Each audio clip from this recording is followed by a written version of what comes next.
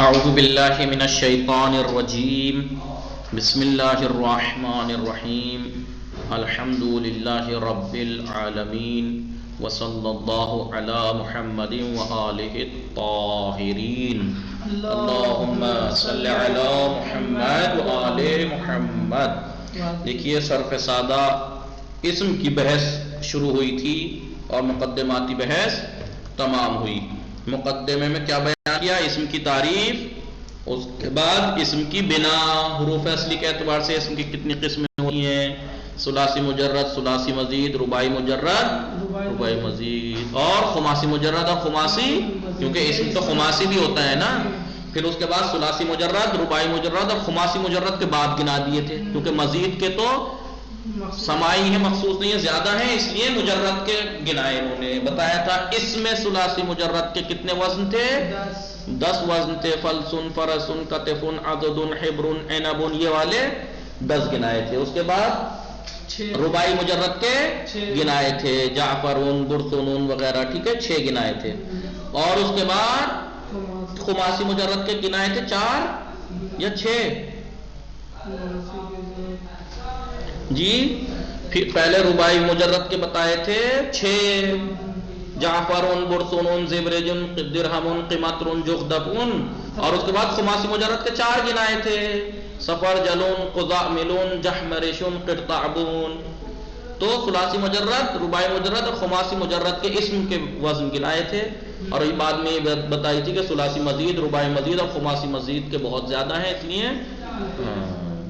پھر اس کے بعد ایک بات یہ بتائی تھی کہ اسم کے بعض حروف اصلی کبھی کبھی حذف ہو جاتے ہیں۔ اب حذف ہونے کے بعد یا تو اس کا بدل لایا جاتا ہے یا بدل نہیں لایا جاتا۔ اگر جیسے کس کی مثال، ثلاثی مجرد کا بعض حروف اصلی حذف ہوا اور اس کا بدل لایا گیا ہو، جیسے وعدن تھا، وعدن، واو حذف ہوا، آخر میں گولتے آ گئی عدتن۔ یا مثلا ساماون، ساماون میں واو حذف ہوئی، اس کے بدلے حمزہ آ گیا لیکن شروع میں اسمن، یہ اس کی مثال تھی۔ اور بعض ٹائم حروف اصلی حذف ہونے کے بعد بدل نہیں آتا، جیسے آباون، آباون میں سے واو حذف ہوئی، کیا بچا؟ ابن، اس کا بدل نہیں آیا واو کے بدلے حذف کرنے کے بعد، یہ بات بتائی تھی۔ پھر اس کے بعد کیا بتایا تھا؟ اسم کی تقسیم بتائی تھی کہ اسم کی تقسیم انہوں نے بنائی۔ اسم یا تو مصدر ہوتا ہے یا غیر مصدر، اسم یا جامد ہوتا ہے یا مشتق، اسم مذکر ہوتا ہے یا مؤنث، اسم متصرف ہوتا ہے یا غیر متصرف، اسم معرفہ ہوتا ہے یا نکرہ، اسم معرب ہوتا ہے یا مبنی۔ 6 تقسیم بتائی تھیں، مصدر و غیر مصدر، دوسری جامد و مشتق، تیسری مذکر و مؤنث، چوتھی متصرف و غیر متصرف، پانچویں معرفہ اور نکرہ، چھٹی معرب اور مبنی۔ اور یہ بات بتائی تھی 6 تقسیم کے علاوہ بھی اسم کی کچھ اور قسمیں ہیں جو انہوں نے وہی گنا دی تھی، کیونکہ یہ تقسیم جو یہ 6 تقسیمیں تفصیلی ہیں، ان کی تفصیلی ہیں، اس لیے بعد میں بتائیں گے، وہ مختصر سی اس لیے پہلے بتا دیا۔ کون کون سی تقسیم تھی؟ منقوص، اس میں منقوص، اس میں مقصور، اس میں ممدود، اس میں صحیح اور اس میں شبہ صحیح۔ اس کے بعد اسم کے قواعد بیان کیے تھے کہ واو اور یا کو حمزے سے بدل دیتے ہیں 3 مقام پر، واو کو یہ سے بدلتے ہیں 4 مقام پر، اور اس کے بعد جی یا کو واو سے بدلتے ہیں 1 مقام پر، اور ضمے کو یا سے بدلتے ہیں، ضمے کو کسرے سے بدل دیتے ہیں یا سے پہلے۔ یہ قاعدے اسم سے مخصوص گنائے تھے جو کہ میں پڑھا چکا ہوں، بس یہ دوہرا کے بتانا چاہ رہا ہوں۔ پھر اس کے بعد جو اسم کی 6 تقسیم بتائی تھی نا، اسم یا مصدر ہوتا ہے غیر مصدر، سب کو کہا تھا کہ ایک ایک الگ الگ بحث میں ان سے گفتگو کریں گے، تفصیلی گفتگو ہے، لہٰذا اب وہی بات شروع ہوئی کہ ایک ایک مبحث میں الگ الگ گفتگو کریں گے۔ ان میں پہلا مبحث ہے المبحث الاول، پہلا مبحث کیا ہے؟ مصدر و غیر مصدر، مصدر اور غیر مصدر۔ آئیے مصدر و غیر، اس کے بعد پہلا مبحث کیا ہے؟ المصدر وغیر المصدر، المصدر وغیر، المبحث الاول المصدر وغیر المصدر۔ پہلا مبحث جو ہے وہ مصدر اور غیر مصدر کے بارے میں ہے۔ مقدمتون، ابھی کہہ رہے ہیں مقدمہ دیکھیے، المصدر، المصدر اسم یدل علی حدث او حالت، او حالت سے پہلے ایک بریکٹ بنایا ہوا ہے، یہ اسے بریکٹ بولتے ہیں، ایسے ہے یہ، یعنی مصدر ایک اسم ہے یدل علی حدث، جو حدث پہ دلالت کرتا ہے. حدث یعنی فعل، کام، جسے ہم کیا کہتے ہیں؟ کام. مصدر ایک ایسا اسم ہے جو حدث پہ دلالت کرتا ہے یا حالت پر. جیسے الضرب یعنی مارنا، تو مارنا ایک کام ہی تو ہے. الضرب مارنا ایک کام ہی تو ہے. لیکن الحسن نیک ہونا کام تھوڑا ہی ہے، حالت ہے. مثال انہوں نے کیا دی؟ مصدر کی اسم جو حدث کی مثال کیا دی؟ کام کی، قتل. قتل کرنا ایک کام ہے مثلا، یہ حدث کی مثال. حسن نیک ہونا یہ حالت ہے، کیونکہ نیک ہونا الحسن یا حسن مصدر ہے نہیں ہے، لیکن کائے پہ دلالت کر رہا؟ فعل پہ نہیں، حالت پہ. جی تو مصدر کی تعریف کیا ہوئی؟ مصدر ایک ایسا اسم ہے کہ جو کام پہ دلالت کرے یا حالت پہ. پچھلی والی اور کتابوں میں آپ نے مصدر کی تعریف کیا پڑھی تھی؟ مصدر ایک ایسا اسم ہے جو جس میں کام کا کرنا یا ہونا پتہ لگے یا حالت کا وجود میں آنا پتہ لگے. وہی ہے نہیں ہے؟ وہی ہے. دیکھیے کام کا کرنا جیسے قتل ہے، کام کا کرنا یا ہونا پتہ لگ رہا ہے، یا حالت کے وجود میں آنا، حسن نیک ہونا، یہ حالت وجود میں آئی. یہ ہو گیا مصدر. وغیر المصدر بخلاف ہی، غیر مصدر بخلاف ہی یا بخلاف المصدر، مصدر کے برخلاف جو ہوتا ہے وہ کیا ہوتا ہے؟ غیر مصدر، یعنی اس میں کام کا کرنا یا حالت کے وجود میں آنے کی دلالت نہیں ہوتی. جیسے قلم دیکھیے غیر مصدر ہے نہیں ہے، کیونکہ اس میں کام تو ہے نہیں قلم، نہ ہی یہ حالت ہے، نہ ہی حالت ہے، لیکن اسم ہے، تو اسے کہتے ہیں غیر مصدر. رجل ہے جیسے، تو مصدر اور غیر مصدر کا پتہ لگ گیا. مصدر وہ اسم ہے کہ جو حدث پہ کام پہ دلالت کرے یا حالت پہ. جیسے قتل اور حسن، قتل جو ہے وہ کام کی مثال، فعل کی مثال، حدث کی مثال، اور حسن حالت کی مثال. اور غیر مصدر جو اس کے خلاف ہوتا ہے، اس کے برخلاف جو ہے وہ غیر مصدر. قلم اور رجل. ثم المصدر على ثلاثة اقسام، ثم المصدر على ثلاثة اقسام، پھر مصدر کی مصدر تین قسموں پر ہوتا ہے، یعنی اس کی تین قسمیں ہیں. مصدر یا مصدر اصلی ہوتا ہے، یا مصدر میمی ہوتا ہے، یا مصدر صناعی ہوتا ہے. علی ثلاثة اقسام یعنی اصلی و میمی و صناعی. مصدر اصلی ہوتا ہے جیسا آپ جانتے ہیں، کیا القتل اصلی مصدر ہے، مثلا قتل کرنا، یا الضرب اصلی مصدر ہے. لیکن ایک ہوتا ہے مصدر میمی، اس کے بارے میں بھی بتائیں گے کسے کہتے ہیں مصدر میمی. یعنی اس کے سارے کام مصدر اصلی والے ہیں، تعریف سیم ٹو سیم وہی ہے، کام کا کرنا کام پر یا حالت پہ دلالت کرتا ہے، لیکن وہ میم کے ذریعے سے بنایا جاتا ہے. اور ایک ہوتا ہے مصدر صناعی، وہ مصدر اسے بنایا جاتا ہے. صناعی یعنی بنانا. دیکھیں ہم مثال ایک ایک کر کے. ہا کا، یہاں پہ اب کیا ہا کل بحثا، اب یہ بحث لیجیے اب. انہا یعنی ان تینوں کے بارے میں، مصدر اصلی، میمی اور صناعی کے بارے میں. فی الفصول الآتیہ، آنے والی فصلوں میں. آنے والی فصلیں کیوں کہا؟ کیونکہ مصدر اصلی ایک فصل میں ہو جائے گا، مصدر میمی ایک فصل میں ہو جائے گا، مصدر صناعی تین میں. تو تین فصلیں ہو گئی نہیں ہو گئی؟ اور تین جمع ہے اس لیے انہوں نے فصول کہا. دیکھیے الفصل الاول، الفصل پہلی فصل المصدر الاصلی، المصدر الاصلی. آئیے وہو المصدر اصلی علی نوعین، دو قسمیں ہوتی ہیں، دو قسموں پر ہے، یعنی مصدر اصلی دو طرح کا ہوتا ہے. ایک تو مصدر الفعل الثلاثی المجرد، وہ مصدر غیرہ. ایک تو ثلاثی مجرد کا مصدر اور ایک غیر ثلاثی مجرد کا مصدر. ثلاثی مجرد کے مصدر تو آپ نے 10 گن لیے، اس میں ثلاثی مجرد نہیں، وہ مصدر نہیں ہے، ثلاثی مجرد اس میں. وہ مصدر جیسے ضرب یضرب، ضرب، قتل یقتل، قتل مصدر ہے. الضرب، السمع، یہ کیا ہے؟ مصدر ہے ثلاثی مجرد کے. اس کے علاوہ باقی غیر ثلاثی مجرد کے ہیں، ثلاثی مزید ہے، رباعی مجرد ہے، رباعی مزید ہے، ان کے مصدر. تو ثلاثی مجرد کے تو مصدر معین نہیں ہے، بہت ہیں. ثلاثی مجرد کے مصدر بہت ہیں. دیکھیے ان کا کوئی وزن تھوڑا ہی ہے کہ الفعل کے وزن پہ ہے، یا اگر الفعل کے وزن پہ ہے تو قتل تو چلو مان لیا القتل اس وزن پہ ہے، لیکن الکرم وہ تو فعال کے وزن پہ ہے. یا الضرب الفعل کے وزن پہ ہے. السمع یا بعض جو ہے وہ فعول کے وزن پہ آتے ہیں، ان کا الگ الگ ہے، اس لیے وہ سماعی ہیں. تو ثلاثی مجرد کا جو مصدر ہوتا ہے وہ بہت زیادہ ہے، لیکن غیر ثلاثی مجرد کے وزن تو معین ہے. ثلاثی مزید کے 10 وزن ہیں، افعال، تفعیل، مفعلہ، افتعال، انفعال. افعلا یفعلو افعال وہ مصدر معین ہے ثلاثی مزید کے. رباعی مجرد کے بھی معین ہے مصدر، دہراجو دہرجو دہرجتن و دہراجن اس وزن پہ ہے مثلا. رباعی مزید کا بھی مصدر معین ہے.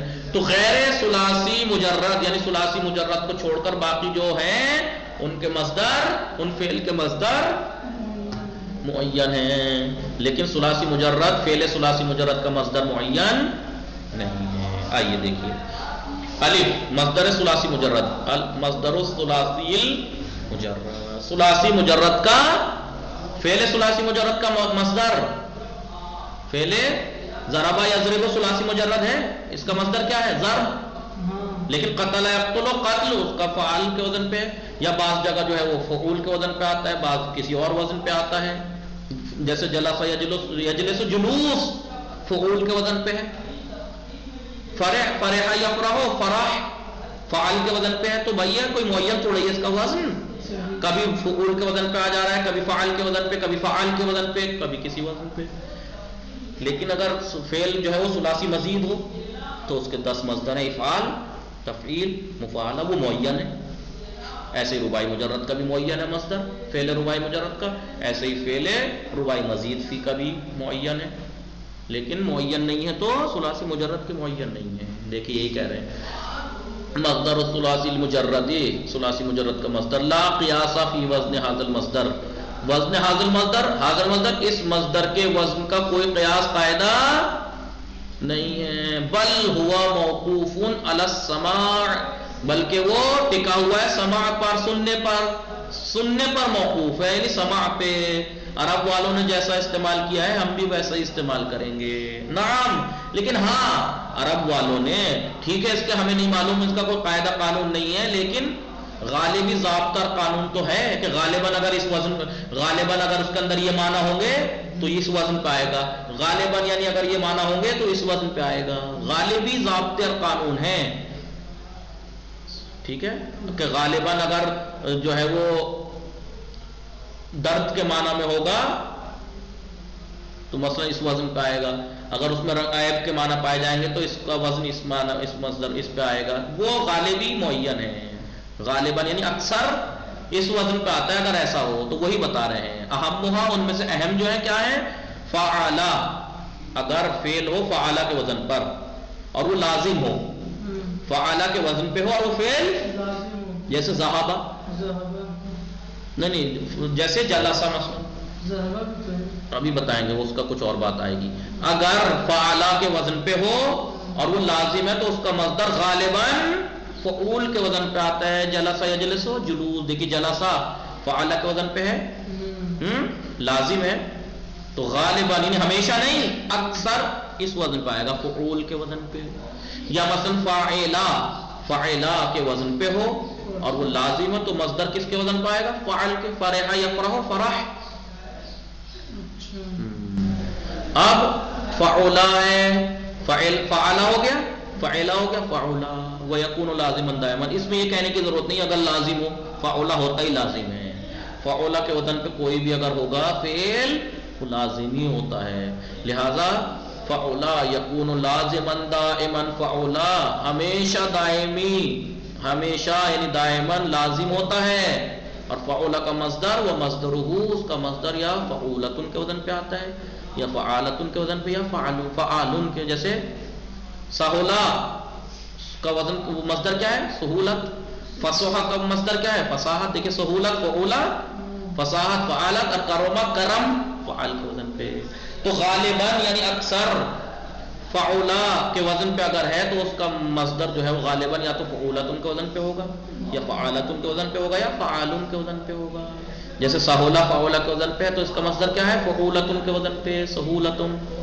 فصحہ فعولا کے وزن پہ ہے، غالباً یعنی اکثر اس کا مصدر کس وزن پہ آتا ہے؟ فعالتن کے وزن پہ، فصاحتن. کرما فعولا کے وزن پہ ہے، غالباً اس کا مصدر کس وزن پہ آتا ہے؟ فعلن، کرمن.